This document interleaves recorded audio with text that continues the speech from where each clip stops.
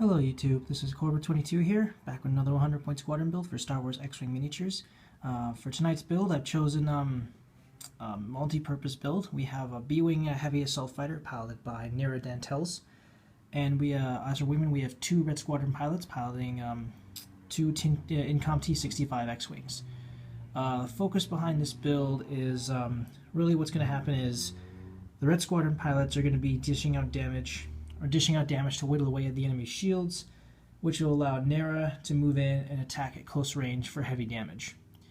So basically the Red Squadron pilots are going to be acting as both, they're going to be kind of like the distractions as well as the her covering fire, while Nera moves in for a crippling blow, if not a kill. I have made two variants of this build. However, in order to make the second variant, I have to wait for Wave 8 to come out. But with that being said, let's look at the build itself. So you can see here, you have both the X-Wings sporting the same upgrades, but we have Nera Dantels being outfitted with all of her upgrades, all of the upgrades she can take, as well as a few extras. So we'll start with the squadron leader and the heavy bombarder of the build, and that is Nera Dantels of Dagger Squadron. She has a pilot skill of 5. She flies the B-Wing Heavy Assault Fighter. She has an attack value of 3, an agility value of 1, a hull value of 3, and a shield value of 5. She can take on the focus, lock-on, and barrel roll actions. She costs 26 squadron points. And she's able to take on an elite pilot skill upgrade, a assistance upgrade, a cannon upgrade, and 2 warheads. Her ability states you can perform warhead secondary weapon attacks against enemies outside your firing arc. So Nera treats all of her warheads like turrets. It doesn't matter where they are, either forward, behind, to the side, or whatever. As long as they're in range, Nera Dantels has a shot. As long as Nera Dantels has a target lock on that specific target, she can fire her warheads from any direction. So, making her pretty lethal in close quarters combat. For her modification, I've chosen a B-Wing E2, which gives her upgrade bar the crew slot icon. So that means her B-Wing is now a 2-seater. Alright, and we'll start with, let's move these aside a bit. Make some room here so I can spread these out. Her crew slot is a Recon Specialist, which states when you perform a focus action, assign 1 additional focus token to your ship, so she gets a double focus action. Her elite pilot skill is Deadeye, which substitutes the target lock for focus whenever you're attacking with secondaries. Pretty straightforward. For her systems, I've gone with a sensor jammer. And a sensor jammer is a really good defensive buff, because it states when defending, you may change one of the attacker's hit results to a focus result.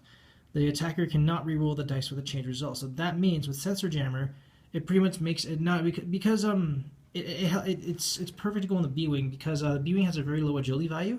So with sensor jammer, as long as the enemy has 1 hit, you can change one of that. You can change that hit to a focus result, and the attacker cannot change that result, or cannot reroll the dice. Or you cannot reroll the dice with a changed result. So, yeah, that basically increases your chances of dodging an enemy attack. Alright, so for her cannon, going with a standard ion cannon, which has an attack value of 3, can be used at range 1 to 3, which states, attack one ship. If the attack hits, the defender suffers 1 damage and receives 1 ion token, then cancel all dice results. So ion cannon is good if you want to get into a better firing position. Or you can, if you want to just have them run into an asteroid the next turn, or have them keep spamming the ion cannon until they're either destroyed or they exit the field, which counts as a defeat, which counts as fleeing the battlefield and therefore destroyed. Her first warhead is an extra munitions, which is basically states you can place 1 ordnance token on each equipped warhead, missile, and bomb upgrade card. When it attacks instructions discard an upgrade, you may instead discard an ordnance token instead. So that means the extra munitions, basically at the cost of a warhead slot, allows you to carry 2 of the same warhead at pretty much 1/3 of the cost, depending on the warhead you choose. And for her warhead, I've gone with advanced Proton Torpedoes. So basically, the same build I always go with Nera Dantels, because she just makes this build work. Her upgrades work. Torpedoes state have an attack value 5, can be used at range 1, and they state spend your target lock and discard this card before this attack. You may change up to 3 of your blank results to focus results. So that's where the Deadeye and Recon Specialist comes in. Deadeye or Recon Specialist gets you a double focus. You spend one of those focuses with Deadeye to a target to fire your warhead, and then of course you change any of your blanks up to focus results, and then you spend that second focus to turn them into hits. So basically, yeah, with this combo, it guarantees that Nera's secondaries always hit. Now we'll move on to her wingmates. And her wingmates are 2 Red Squadron pilots. They have a pilot skill of 4. They fly the Incom T-65 X-Wing. They have an attack value of 3, an agility value of 2, a hull value of 3, and a shield value of 2. They can take on the focus and lock-on actions, cost 23 squadron points, and they can take on a warhead upgrade and an Astromech upgrade. They're common pilots, so have no special abilities to go for them, and their upgrades pretty much consist of the same as each other. Their warheads being plasma torpedoes, which have an attack value 4, can be used at range 2 to 3. And they say, spend your target lock and discard this card to perform this attack. If this attack hits, after dealing damage, remove 1 shield token from the defender. So plasma torpedoes are good at whittling away shields on heavy targets. So yeah, like if say I was going up against the VT-41, which has like 4 shields, if I were to score 3 hits, then by default the plasma torpedoes would take off that extra shield, leaving the VT-49 without shields and vulnerable to a heavy attack. And then for their Astromechs, I've gone with 2 R2 Astromechs, which states you may treat all 1 and 2 speed maneuvers as green maneuvers. So this basically makes more than half of the X-Wing's maneuvers green maneuvers, which will help to relieve stress as well as stay on the enemy's tail. And originally, for the other build the other idea I have for this build, when Wave 8 comes out, I'll be acquiring myself some extra T-70 X-Wings, and I'll be equipping these 2 X-Wings here with an integrated Astromech, which have a cost of 0. And I believe they state if you're going to suffer at least 1 hull damage, you can discard your Astromech to remove that damage. So basically, what that means is by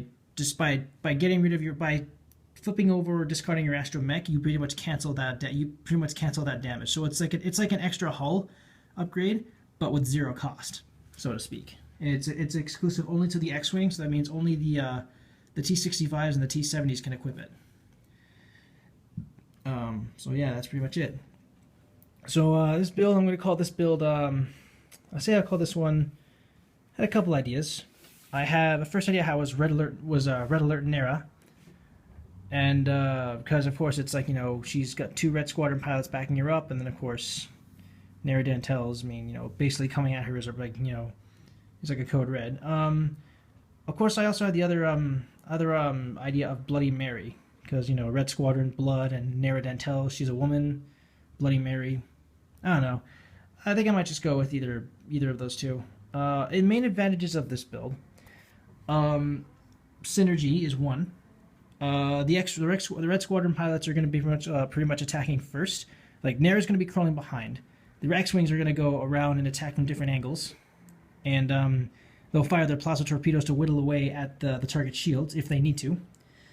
And then, of course, Nera will then move up and attack at point-blank range with her torpedoes.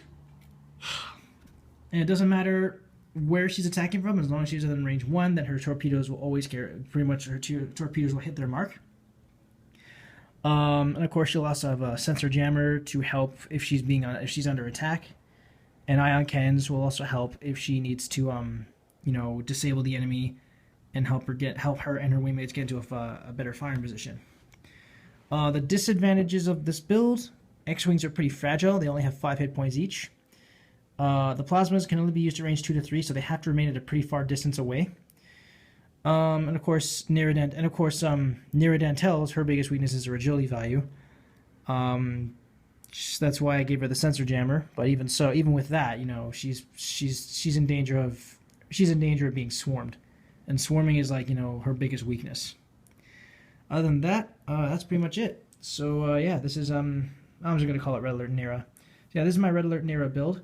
Let me know what you guys think in the comments below. Any constructive criticism is greatly appreciated. If you like, you can use this build for any competitive or casual play, or if you want, you can tweak it or revamp it to your own specifications. Thank you guys so much for watching. This is Corbin22, signing off.